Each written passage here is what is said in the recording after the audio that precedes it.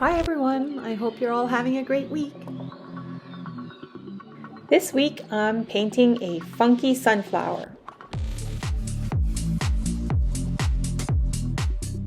As per usual, when I do a watercolor painting, I started by creating a light wash of color on my background. Once the background was dry, I drew 2 circles to create the head of my sunflower. Then I traced the outer circle with some yellow and started to create my petals. Creating each petal is easy.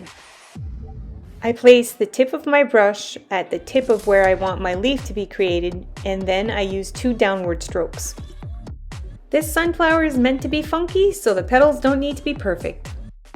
I'm keeping my paper straight for the purpose of this video, but moving the paper around can make it easier to create the petals. As with anything in life, practice makes progress.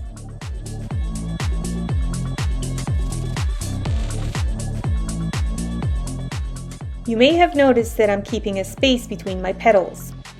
I'm doing this because I'm going to create a second layer of petals from the inner circle.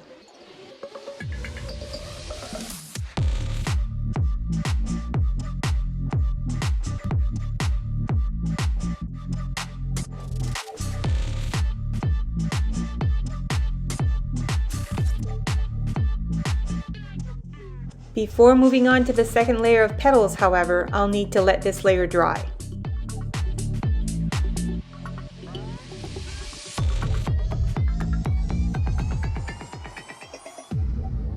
Once my first layer is dry, I start to work on the inner circle and create my second layer of petals. For this, I'm using gold watercolor paint. First, I trace my circle using the gold paint, and then I'm going to repeat the process from step 1, but this time I'm going to go in between each petal.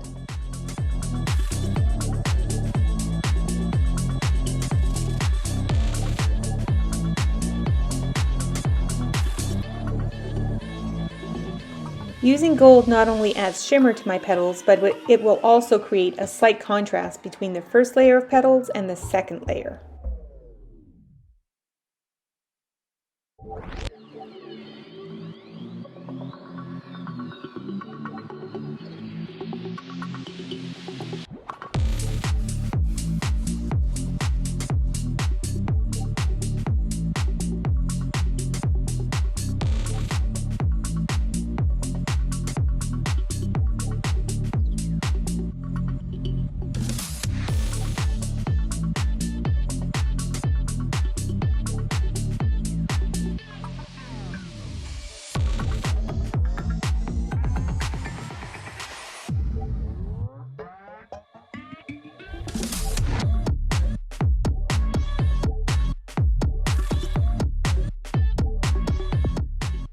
While I let this layer dry, I'll start to work on the center of my sunflower.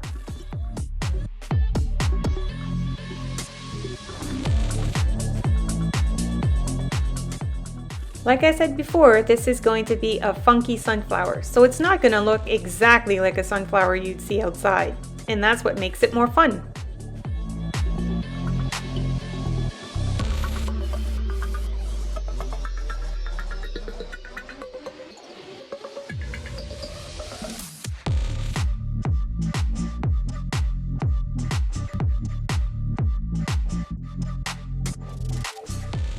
To give this more time to dry, I start to work on my stem and leaves.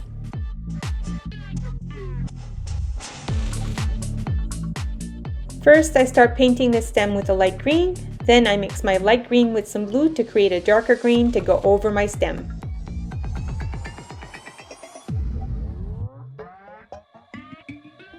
Of course, a funky sunflower needs some funky leaves.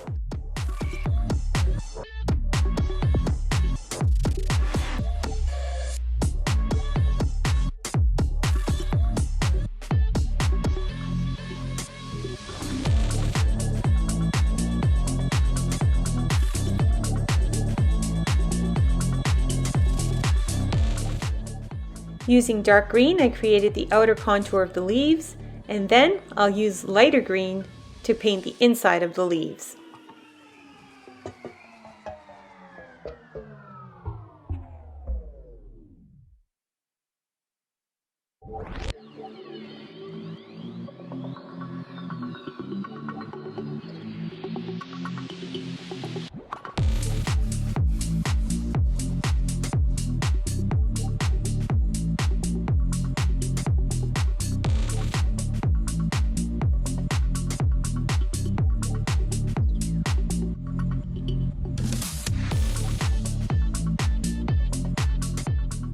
Then I'll let my leaves dry and I'll start to work on the center of my flower again.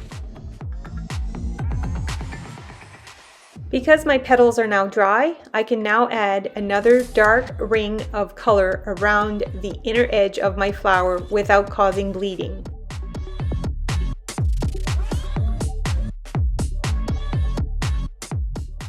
The watercolor portion of my painting is now complete and dry, and I'm going to start working on some very simple doodles. Here I'm using a fine tip black pen to add some lines to the inner circles.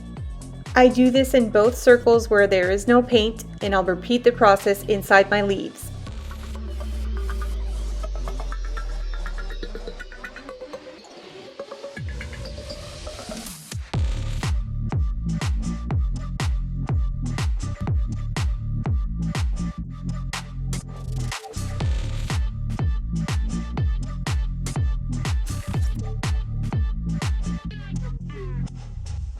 Now I'm using a gold pen to add some details to my stem and my leaves.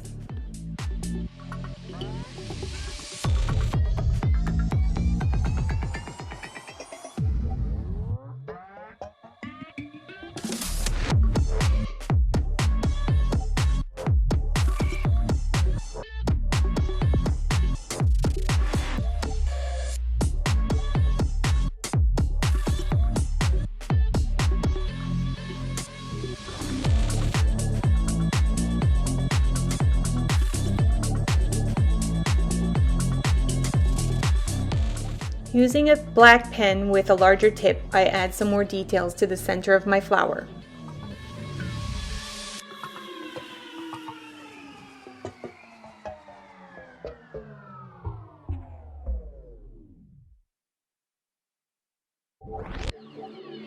I'm satisfied with these simple details, and now I'm going to move on to the next step.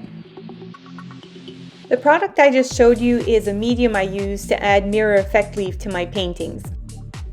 I really like working with mirror effect leaf because it creates texture in my watercolor paintings. Trying not to go overboard and keeping it simple, I apply the medium where I want to put it, and then I let it dry before applying the leaf.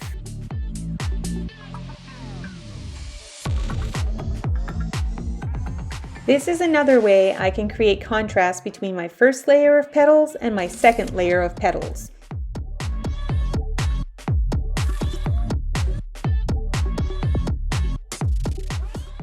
Once I'm done with the application of the medium, it's time to let it set before I can move on to the next step.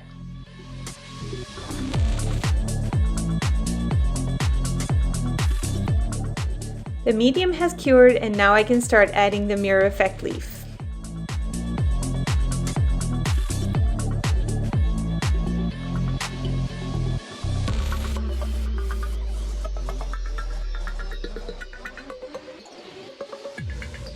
Finally, I remove the art tape and my painting is complete.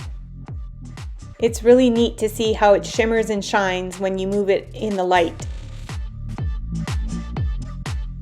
Thank you for making time to join me on this journey. I hope you have a wonderful week and happy creating!